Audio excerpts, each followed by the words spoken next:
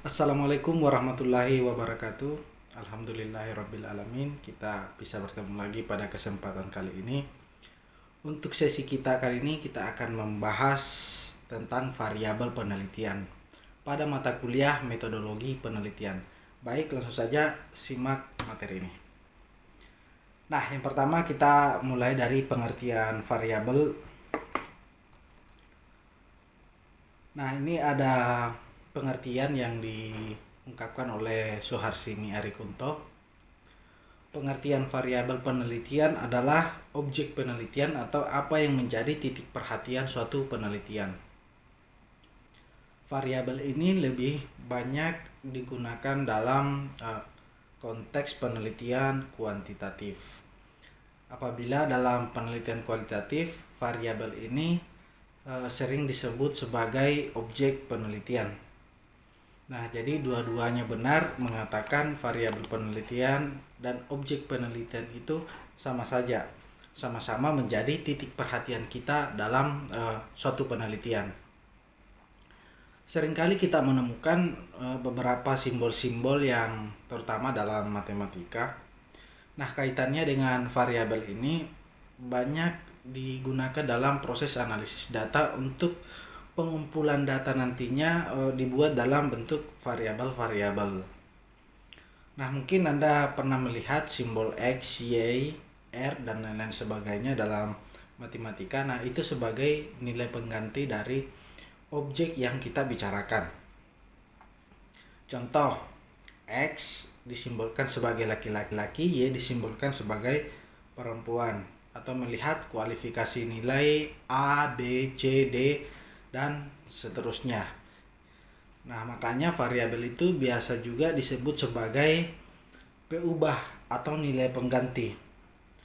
Nah, di variabel ini punya banyak jenis. Nanti kita akan bahas satu-satu. Nah, yang pertama, kalau kita lihat berdasarkan datanya, ada yang disebut dengan variabel diskrit dan variabel kontinu. Nah, variabel diskrit ini adalah variabel yang mengklasifikasi suatu data. Jadi simbolnya itu untuk mengkategorikan sesuatu. Misalnya angka 1 sama dengan laki-laki, angka 2 sama dengan perempuan. Nah, nilai angkanya itu tidak berarti apa-apa. Dia tidak memiliki nilai hitungan, tetapi dia hanya sebagai simbol pembeda antara objek satu dengan objek yang lainnya. Nah, beda kalau variabel kontinu. Kenapa? Kalau variabel kontinu ini memiliki nilai yang berarti pada yang disematkan pada objek-objek tertentu. Misalnya di tinggi badan 165, 167 itu punya nilai tersendiri. Berbeda halnya tadi dengan variabel diskrit.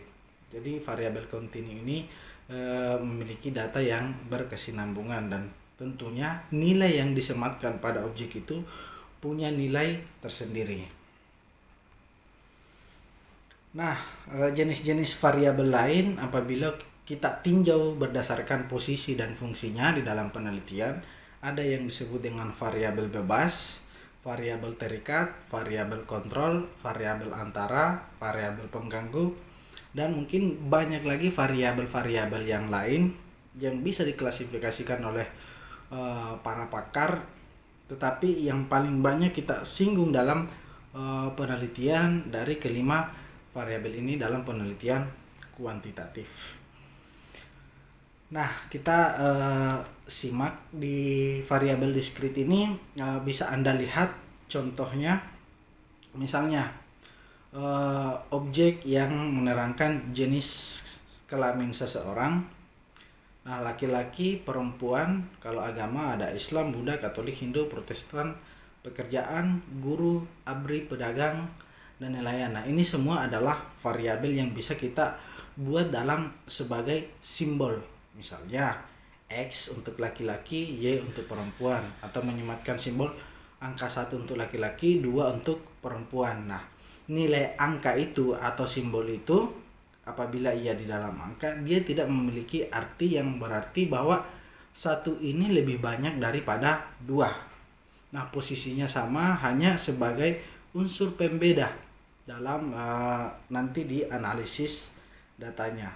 Tidak dikatakan kalau simbolnya laki-laki satu, perempuan dua, berarti perempuan lebih banyak dibandingkan dengan laki-laki. Tidak demikian, untuk membedakan variabel-variabel tersebut. Nah, ini yang mesti Anda pahami sebelum nantinya masuk pada proses pengumpulan data di lapangan, karena nanti variabel-variabel ini akan kita terjemahkan dalam bentuk kuesioner.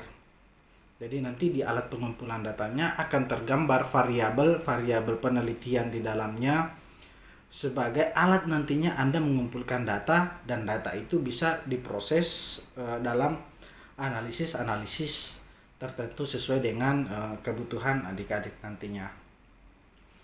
Nah, di situ variabel agama juga. Kalau variabel agama itu kan banyak agama, ada agama Islam, ada agama Buddha, Katolik, Hindu, dan Protestan. Nah, nanti pada saat proses datanya, karena nanti dalam analisis kuantitatif kata-kata ini tidak bisa kita proses atau tidak bisa kita analisis datanya, makanya dia perlu disimbolkan. Misalnya Islam itu A, Buddha itu B, Katolik C, Hindu D, Protestan itu E.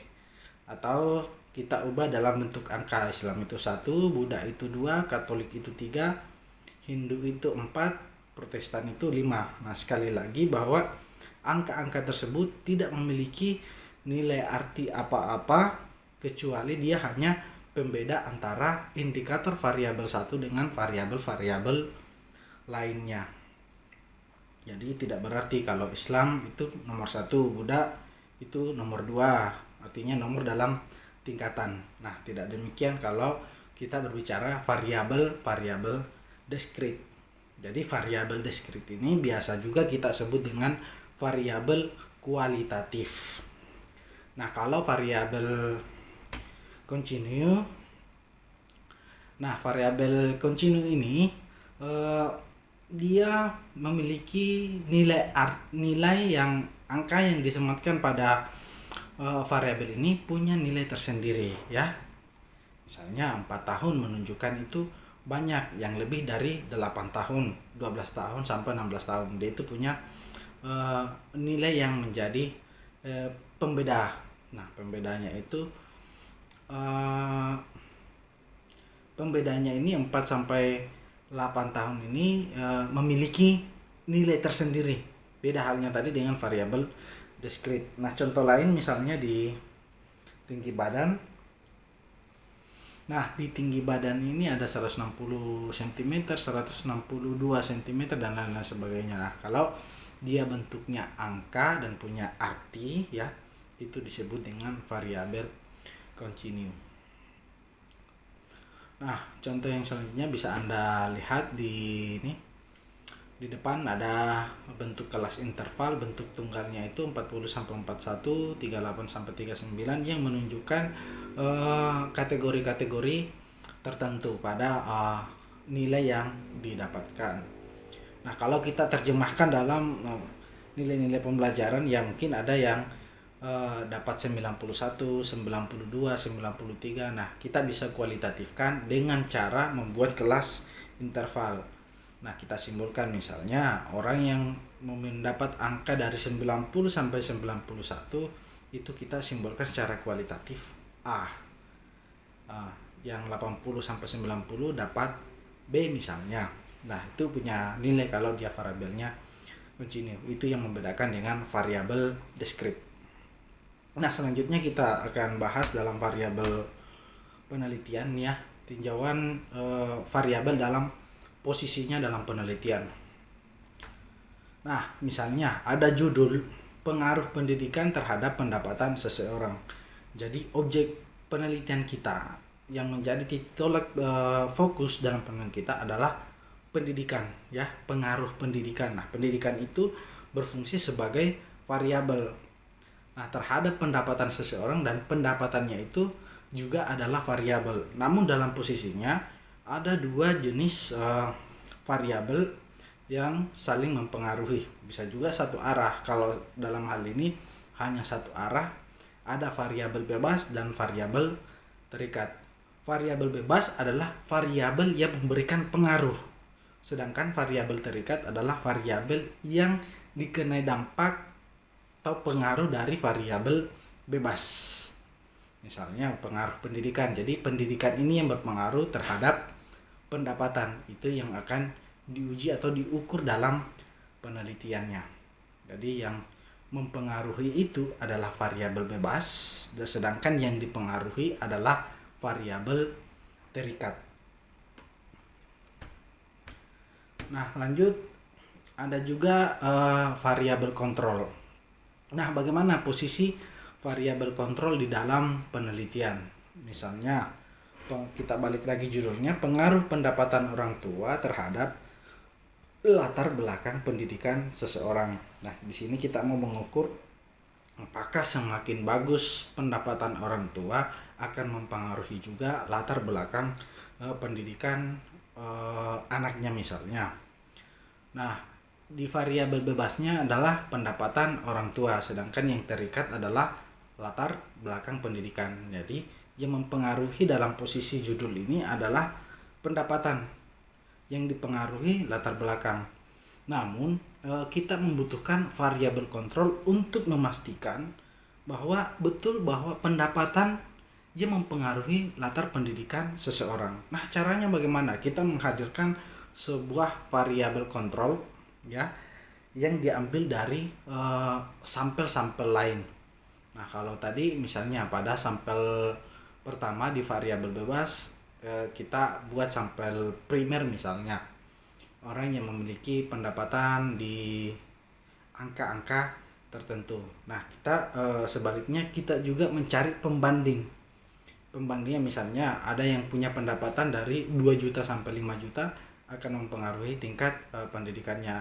Nah, sekarang kita ambil pembanding yang pendapatannya di bawah dari 2 juta misalnya, apakah juga ikut mempengaruhi latar belakang. Nah, itu disebut dengan variabel kontrolnya, supaya kita bisa yakin bahwa betul yang kita analisis ini adalah pendapatannya yang berpengaruh terhadap latar belakang pendidikannya, bukan variabel-variabel yang lain. Nah, olehnya itu kita butuh sebagai alat kontrol. Nah, itu yang disebut dengan variabel kontrol di dalam penelitian. Nah, ada juga variabel antara. Nah, kalau variabel antara itu posisinya ada di tengah ya, di antara variabel bebas dan variabel terikat. Nah, contohnya misalnya kita ingin menguji antara umur dan kemauan membaca seseorang ya. Nah, kasusnya begini, misalnya di dalam sebuah perpustakaan, nah di dalam itu semua orang datang membaca. Jadi mulai dari anak-anak yang berumur di 20 tahun, 17 tahun, 35 tahun itu semua punya kemauan membaca. Nah, tetapi dalam posisinya kita menghadirkan variabel pendidikan untuk mengetahui pengaruhnya. Misalnya bukan hanya umur yang menentukan kemauan membaca, tetapi ada variabel antara di dalamnya yang mempengaruhi faktor-faktor kemauan membaca. Misalnya berbeda. Nah, umur 17 tahun, umur 20 tahun, kemampuan bacanya itu juga dipengaruhi oleh faktor pendidikan seseorang. Jadi walaupun umurnya misalnya 20 tahun tidak berbanding lurus dengan kemauan membaca, karena ada faktor-faktor lain, misalnya faktor pendidikannya. Jadi sama-sama umur 35 tahun, satu tamatan SMA, satu tamatan S1, satu tamatan S2, itu ternyata kemauan atau minat bacanya itu berbeda-beda. Jadi di dalamnya itu ada variabel antara, yakni variabel tentang pendidikan seseorang. Nah, begitu posisi variabel antara di dalam variabel penelitian. Nah, selanjutnya ada variabel pengganggu. Nah, variabel pengganggu dalam posisinya di penelitian ini, satu contoh misalnya ya, kita ingin mencari tahu bagaimana sih sikap mereka terhadap pernikahan sesama sesama suku misalnya, ya. Jadi tapi yang kita lihat adalah kelas sosialnya. Misalnya kelas sosial rendah dan menengah, bagaimana sih sikapnya terhadap sikap atau penilaiannya terhadap menikah sesama suku misalnya. Nah, di kelas menengah ada 30 yang mengatakan positif. Nah, kelas sosial rendah mengatakan sebanyak 45 positif, sedangkan yang negatif untuk kelas menengah 70 dan rendah 55. Nah, totalnya 100. Nah, dari sini kita bisa lihat bahwa kemungkinan besar ada variabel-variabel pengganggu. Kenapa demikian? Karena banyak hal yang mungkin tidak bisa kontrol terhadap penilaian sikap positif dan negatifnya. Apakah unsurnya semata-mata karena berada pada kelas sosial seseorang? Apakah memungkinkan bukan hanya kelas sosial yang berpengaruh? Apakah budayanya berpengaruh? Apakah pendidikannya berpengaruh? Jangan-jangan bukan kelas sosialnya yang berpengaruh, tetapi pendidikan atau budaya seseorang, pandangan politik dan lain-lain sebagainya, atau agamanya yang mempengaruhi sikap positif dan negatif mereka. Nah, karena variabel pengganggu ini sangat bisa mengaburkan hasil penelitian kita. Oleh karena itu ya, seketat mungkinlah seseorang ini selalu bisa mengeliminasi faktor-faktor tersebut. Nah, bagaimana sih cara mengeliminasinya? Tadi disinggung pertama ada bagian yaitu variabel kontrol, ya. Anda bisa memanfaatkan variabel kontrol untuk meyakinkan Anda bahwa kelas-kelas sosial inilah yang menjadi faktor terhadap pengukuran sikap positif atau negatif seseorang dalam pandangannya. Nah, itu bisa dilakukan seperti itu.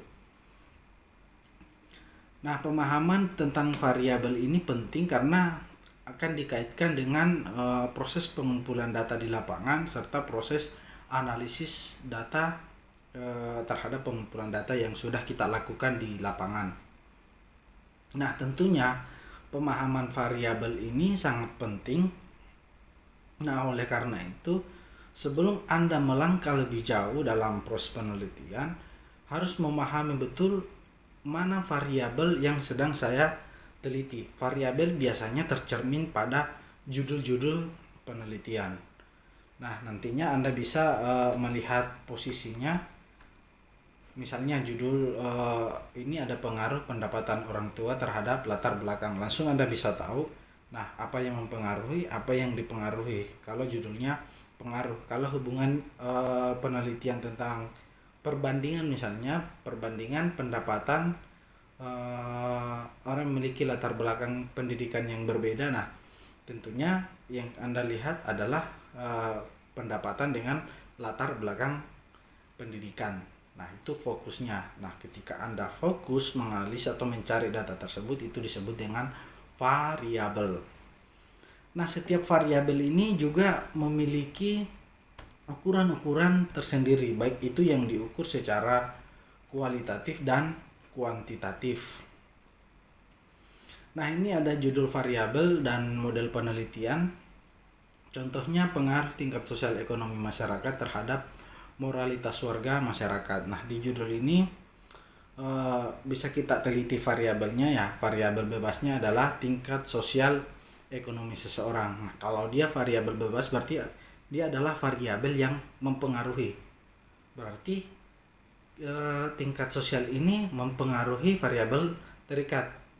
Variabel terikatnya tingkat moralitas seseorang. Berarti kita cari apakah tingkat sosial ekonomi itu mempengaruhi tingkat moralitasnya. Nah, dalam hal ini variabel moderatornya tidak ada, variabel kontrolnya juga tidak diperhatikan, variabel antara juga tidak diperhatikan. Jadi hanya ada dua variabel yang mungkin dilakukan oleh peneliti dengan tipe penelitian survei ex post facto, karena penelitian ini akan menggunakan angket sebagai alat pengumpul data dan tidak ada perlakuan. Nah, ketika ada perlakuan itu biasanya menggunakan eksperimen atau penelitian tindakan.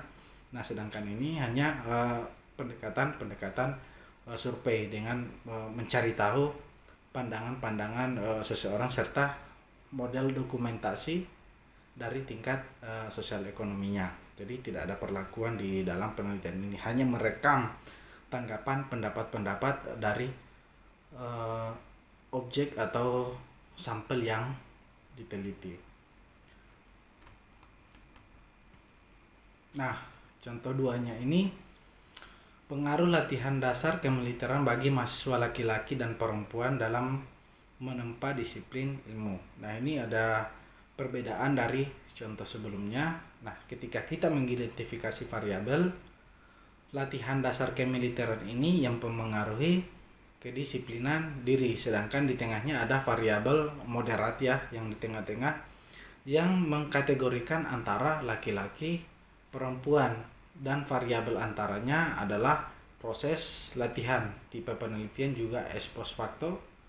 Nah, penelitian ini sebenarnya dapat berubah menjadi tipe lain kalau latihan dasar digunakan itu sebagai perlakuan dan secara langsung mengamati perubahan disiplin. Nah, misalnya ini penelitian eksperimen, kita berikan dulu, kumpulkan orang-orang untuk kita berikan latihan dasar.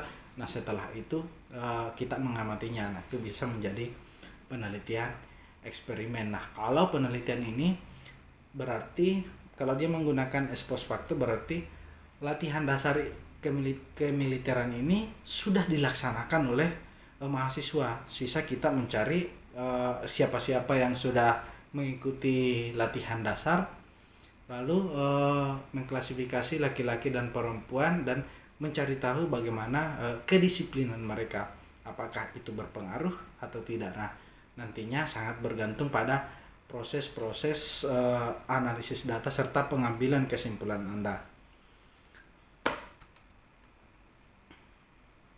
Nah,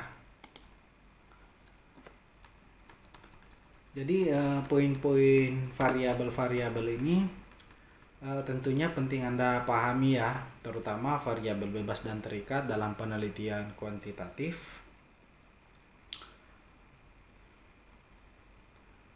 Jadi saya harap cukup untuk penjelasan tentang variabel ini.